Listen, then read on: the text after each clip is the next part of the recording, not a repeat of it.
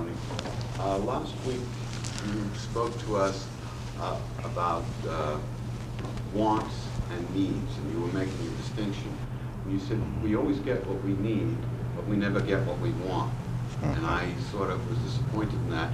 I wondered if you could talk a little more about how we can get what we want, because there are many things that we want. We have to give them up. What would you want, really, personally? Well, I might want to go on a vacation. I might want to have something. So be it.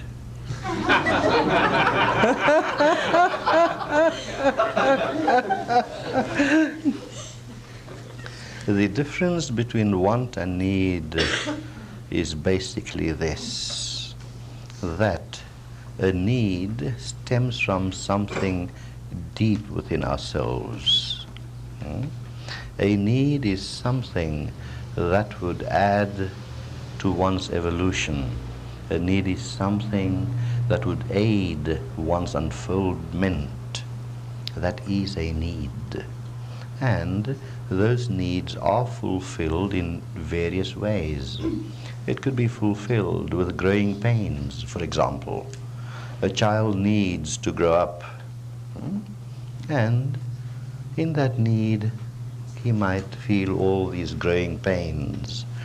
Child needs to learn to walk, and it will fall and hurt itself so many times before the child walks. A man has needs. For one thing primarily is to find that joy and happiness that is latent within him, and that is his main need.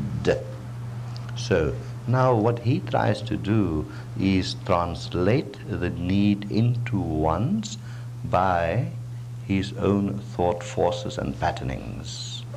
Now, to fulfill the need, he thinks he wants half a dozen Cadillacs, a mansion with 20 rooms, or some big business or job. Now all these wants are created by the mind. And as we have said many times, the mind is nothing but a set of patterns. So, instead of flowing with your real inner self, with your real need, you are flowing with patterns. You're flowing on the surface where no depth is felt and where those wants become needless. So we drift from one polarity to the other all the time. We create wants. Show me any want that a man would want that is totally valid. You want a vacation. Where is the greatest vacation that you'd find? By going to Hawaii or the Bermudas or Barbados, Cape Town, South Africa? Would you find your need there? Or is it just an imaginary thing that you have created which you now want? Now, by creating this want, there could be nothing wrong with the want, but you have to pay a great price for it, and I don't mean the price of air tickets. With that want, there is a selfishness involved. The selfishness in the sense that it would make you happier, but it does not.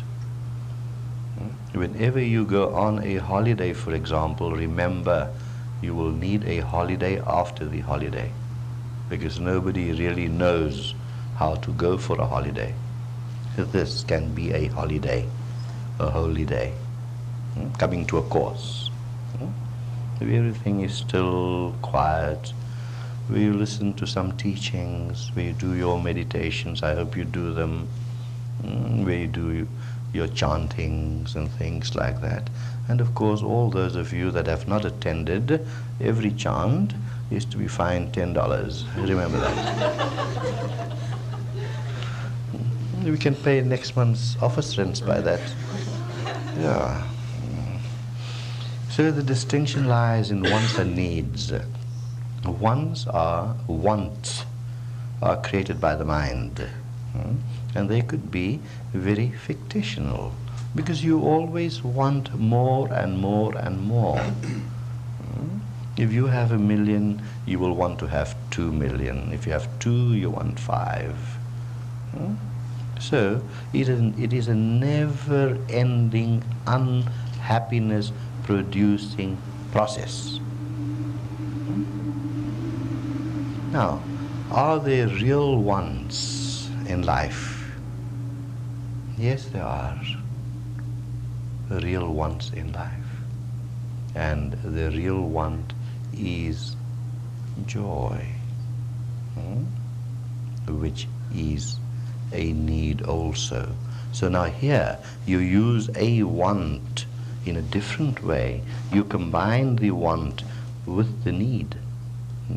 You need love, and because you need love, you will make plans, you will devise ways to fulfill that need in a wanting, longing manner. You'll devise strategies as far as your mind is concerned to fulfill legitimate wants. You want to eat food. I'd rather say I need food rather than wanting food. So there is a fine distinction between want and need. Need is what primarily is required for sustaining you in this little body and allowing it to express itself in total accordance and concordance with natural laws. And those needs will always be fulfilled. You'll always be fulfilled, because needs are genuine, wants are artificial. I can do without going to Hawaii. I can do without going to Barbados. It's not a need.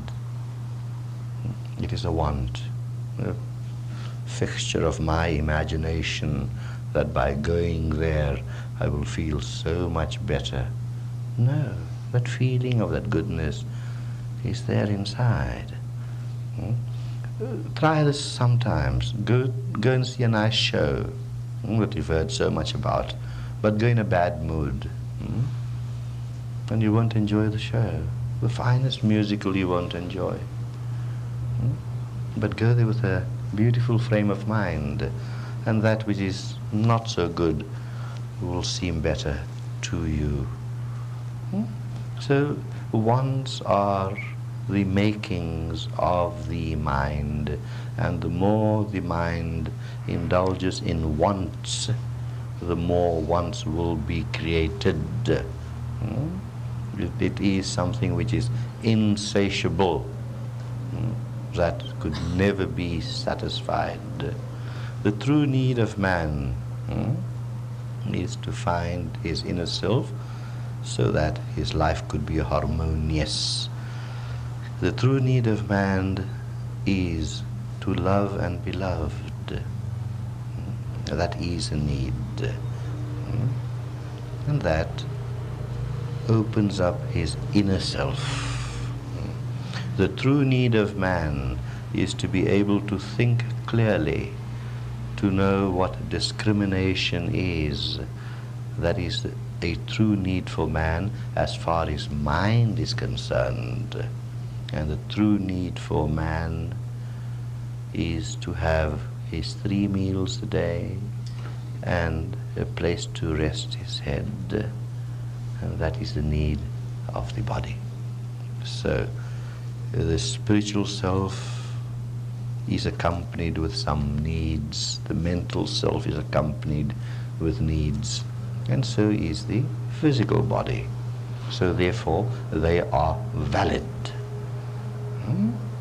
But when we come to wants, It is, I want that, I want that. And it only proves one thing, that you are still a young child, grown up, but emotionally immature. And the greatest need in life is to find maturity. Because everyone is wanting, wanting, wanting. And all this wanting put together in this world is creating all the frictions in this world as well as within yourself. By wanting, you also mean possession. You want to possess, that's a want also. You need some possessions by all means, but the mind has a habit of exaggerating those wants into kinds of possessions. So you wear a 1 carat diamond. You get tired of it. Then it must be a 2 carat diamond.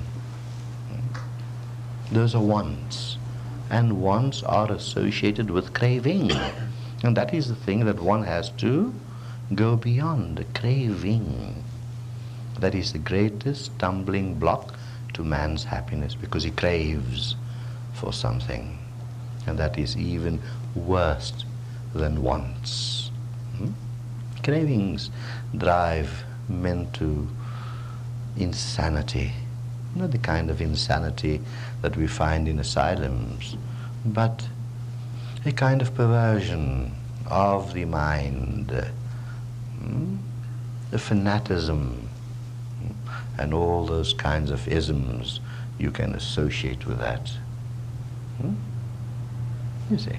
So wants could lead a man to craving, and craving is the greatest stumbling block, because your entirety is involved in craving, which is not really something positive. When I say entirety, your spirit still remains unaffected, but the entirety of your mind and your body is filled with craving. And when you have craving, you become totally attached, and attachment is the mother of all misery. While the need for man is to live a full life in whichever way he chooses, and yet be so non-attached. Now, there is a difference between detachment and non-attachment. And the difference is this, that to be detached, you are escaping. Many so-called yogis and gurus and aspirants that I have met in my travels throughout the Himalayas, I found that they were not practicing non-attachment, but detachment. For detachment is an escape. You detach yourself from circumstances because you cannot face them. You go into seclusion because the pressure and the stresses and the tensions of the world does not allow you. So you become a recluse. You try to get away from it all. You are escaping. That is detachment, that is cutting off. Now we don't want to cut off. We want to be in the world, enjoy everything, but in a non-attached manner, which means that whatever happens is not affecting you. Then you can start viewing the world as a play. All the fanaticism is gone. All the isms are gone.